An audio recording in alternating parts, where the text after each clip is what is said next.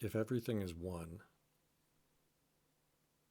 the truth is one, and the individual doesn't actually exist, what's the point of religion, philosophy, rules, seeking, etc.? So, the best way to think about this is it helps to have, in the beginning, when you first start seeking quote unquote the truth, realization, what this life is all about, it helps to have rules and a codified set of parameters to anchor yourself to begin the search. And in a way, I liken this to raising a child, a very small child, very young. You want them to understand, just as an example of one rule, not to run out into the street. You don't need to get into a philosophical debate with them about it. You don't need them to understand everything there is to know about the dangers of running into the street. And again, I'm talking about a very young child, the first time they're able to understand anything about language and going out on their own and playing in the front yard, possibly. And you're explaining to them that they cannot run out into the street. You don't get into a detailed conversation about it. You just want them to understand that that is a rule, that they cannot run out into the street, period, end of story. It's for their own safety, and it doesn't matter if they understand at that age. It's just a rule. As they get older, then they can start to explore the whys and what the dangers are and in what conditions you might be able to walk out into the street and look both ways, etc. But in the beginning, you don't even concern yourself with them understanding everything you're saying. There are certain rules for very young kids that are simply to be understood and obeyed, period. And so, with religion or philosophy or any set of standards and exoteric teachings, these are valuable. They're not something to be ashamed of as a seeker. They're not something that you should judge as unnecessary. If they're needed, then they're needed. No judgment, no guilt about where you are in your seeking journey. It's very important to actually have a framework to begin with and then to expand from that point. With my own kids, I'm raising them Christian to give them a starting framework.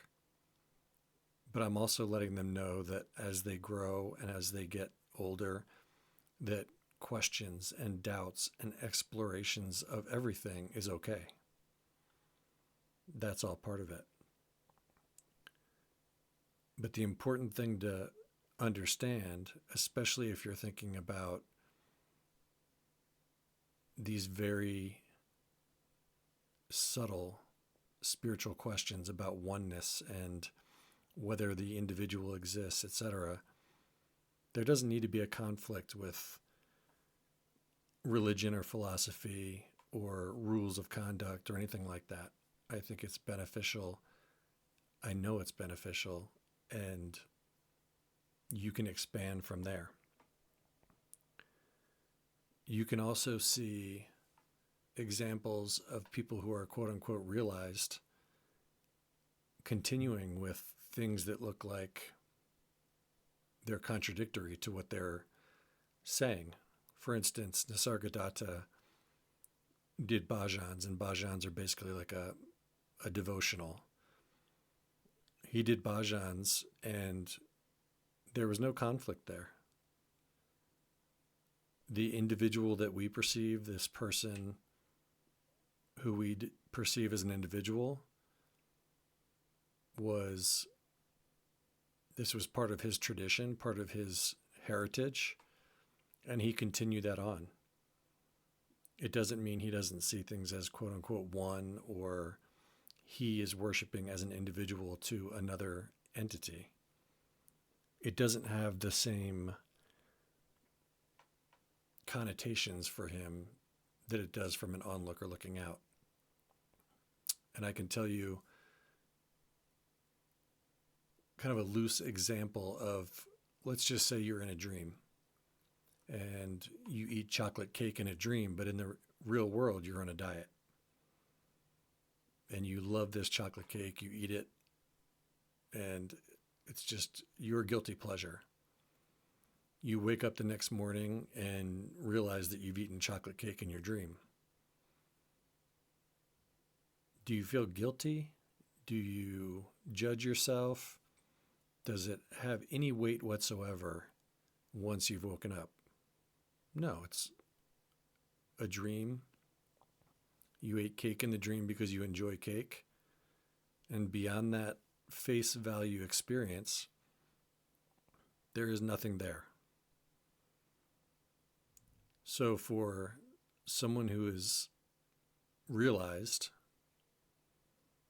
these actions are a kind of happening, they're part of that individual body identity's conditioning and history, but it has absolutely no bearing on their true state. So you can continue on with your religion, you can continue on with these, maybe they're traditions in your culture, without any issue whatsoever.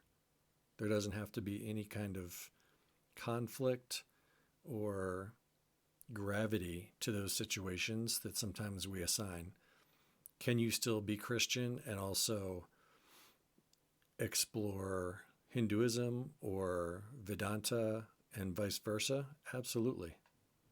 Absolutely. The truth, the ultimate truth, is one thing. It contains all things. It is not exclusive. And I understand for some people, depending on where they are, won't agree with that, and that's okay. That's also fine. Now, ultimately, the real purpose of all spiritual seeking, whether it be a formal religion or a personal seeking, the ultimate, not goal, but the ultimate end result of all that is actually to show that you are helpless in doing anything about that which you're seeking about. The ultimate goal of all spiritual practice is to exhaust that person, that identity that thinks they're seeking and thinks they're doing something, into surrendering and allowing, and thereby dropping that illusory sense of individual identity so that the ultimate truth can come in and pierce that veil of the individual seeker seeking something other than themselves. Now, how do you get there all the way from, let's say, baptism, from your first thing where everything seems to be about rules and doctrines and concepts? Of course, that's a starting point. You build this, and then slowly you realize that I and other are no longer a thing, because I realize that I can never be perfect. I can never live up to all the codes, all the conduct. You start to see paradoxes, hypocrisies, conflicts, but all this is to bring you to a point where you realize you have to let go of self and other, religion and devotee, worshiper. You can still be a part of it, you can still participate, but it's almost like you're watching a play go on.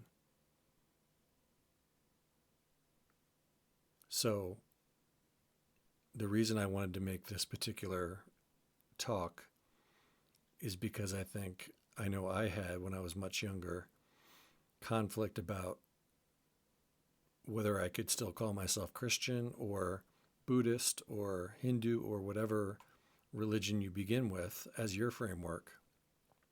Whether I was betraying that religion, betraying this philosophy, betraying my culture.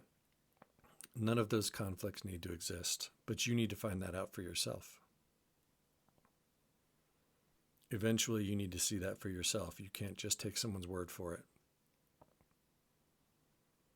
But I can just tell you from my experience, these things hold true, and you don't need to feel guilt. Someone doesn't need to sacrifice one or the other. You can explore everything you need to explore without betraying anything and without feeling like you're being torn into different positions or two different directions. My apologies. All right, I will leave it there, and I will talk to you soon.